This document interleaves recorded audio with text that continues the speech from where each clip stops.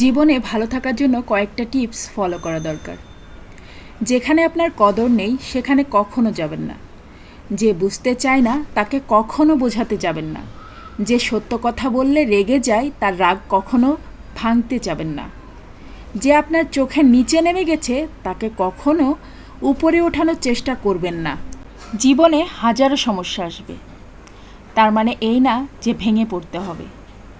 আর সমস্যার কথাগুলো খুব কাছের মানুষ ছাড়া কাউকে বলতে যাবেন না। সবচেয়ে ভালো হয় নিজের সমস্যার কথা শুধুমাত্র সৃষ্টিকর্তাকে বলা। অন্য কাউকে বলে আমার মনে হয় না কোনো ফায়দা আসে। আর যে মানুষগুলো আবহাওয়ার মতো চরিত্র বদল করে, রূপ বদল করে, তাদের থেকে 100 হাত না 1000 হাত দূরে থাকবেন। এই মানুষগুলো খুবই ডেঞ্জারাস। স্বার্থে আপনাকে ব্যবহার করবে, স্বার্থ শেষ, সব শেষ।